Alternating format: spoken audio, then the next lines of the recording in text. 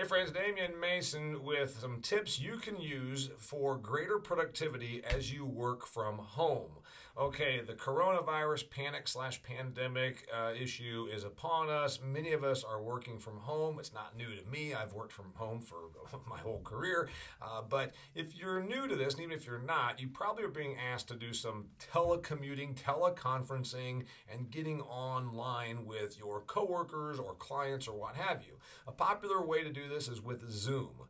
I use Zoom. It's my go-to app. I'm not doing a plug for them. I'm just telling you that's who I use when I have client calls sometimes or consulting that I've done. And so I want you to be more productive. And you can, believe it or not, have a very productive online meeting with clients, customers, or coworkers. It's just important to be disciplined because, like everything, this only works if you do the work and do it with discipline. So I got my 6 tips. That's right. It's double. You know, everybody does 3 things you can do. I'm going to give you 6. Don't worry about it. It's going to take like 10 seconds for each one of them. First off, if you have a teleconference, a telemeeting, if you're on Zoom, have an objective. You know how many times I get on a call that I'm being asked to be on, and there's no objective. Like, what are we accomplishing? Well, we just wanted to touch base. I'm like, okay, touch base. Tell me what that means. Well, we just wanted to check in. I'm like, what the hell does that mean? What is the actual outcome you want? What is the objective that you called this meeting to attain, to achieve, okay? Number 1, have an objective. Number 2, put a person in charge. You know, believe it or not, a whole tribe of 3 or 6 or 17 or 29 people online talking over one another is not productive. A person in charge, a facilitator, if you will, that will make sure that you are working toward, number 1, the objective. Number 3, and this is a big one, turn off the chat feature. Did you hear what I just said? Turn off the chat feature. I can't stand this. I'm ADHD as it is, but I've been on these Zoom meetings with like a dozen people, and then the presenters, they're supposed to be talking, like I am right now, says, okay, so did we get all that? Now, Clarence says, I like your shirt. Well, thanks, Clarence. It's a Western cowboy shirt. And Cindy says, where did you get your drapes? Oh, like these drapes? The one, yeah. Well, like my wife picked them out. Like, anyway, now where were we? Oh, gosh, for a second we were talking about something. Wait a minute. Oh, I know. We're talking about how to have a more productive Zoom meeting. You can't do it with the damn chat feature on because it's just like a bunch of children with too much sugar chasing squirrels. All right, it's like employees on speed with ADHD problems over here, shiny nickeling the whole day away. Turn off the chat feature. Number four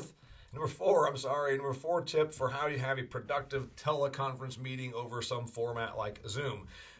Make people turn off their phones.